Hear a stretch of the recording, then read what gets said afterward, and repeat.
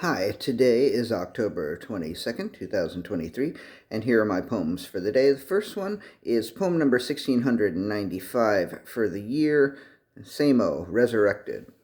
I was shocked to see the SAMO tag at the top of the city as school building the other day on the way back from the dog park with my mama. I was like, hold on, mama, I gotta take a picture. The SAMO tag was this tag that Basquiat had back in the day, but what I didn't know, what I found out yesterday, was that Basquiat developed a tag with a guy named Diaz, who went to City as high school with Basquiat back in the 70s, and that Diaz has in just the past few years resurrected SAMO.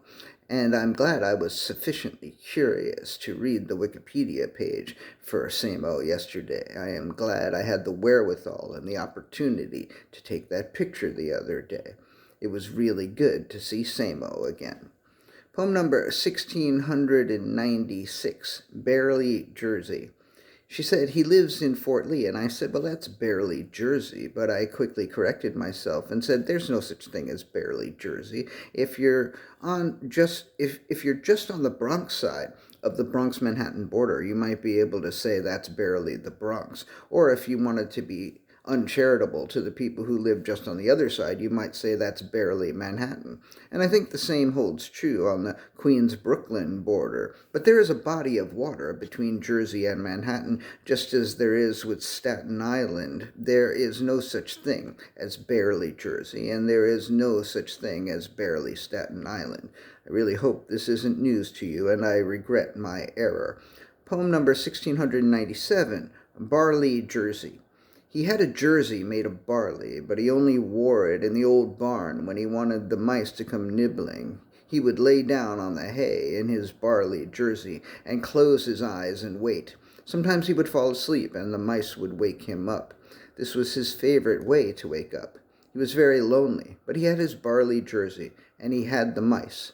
It really wasn't as bad as it might seem. Poem number 1698, Lonesome.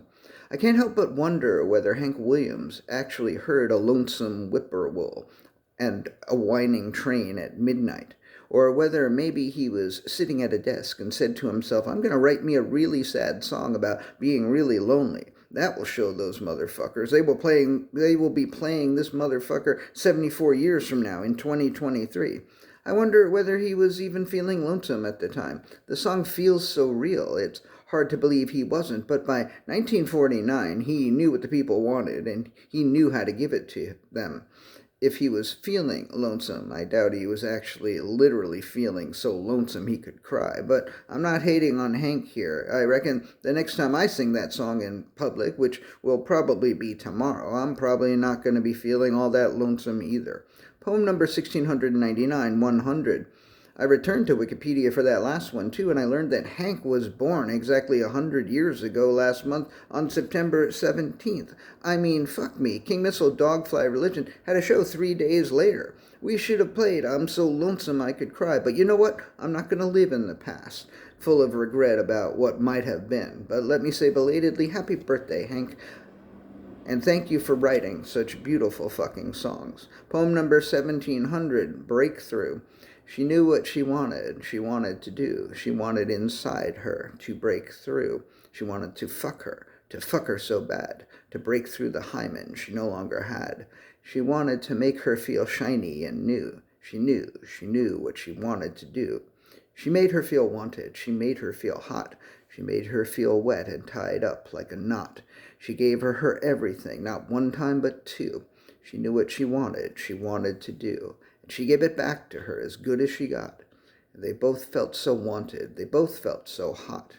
Their union was beautiful, magical, true. They were two become one. They had both broken through. And the last poem of the day, poem number 1701, Free, Brittany. I don't know if I want to read your new memoir, but I have been enjoying reading about it, and I'm glad that you are feeling free, or at least free enough to write your truth.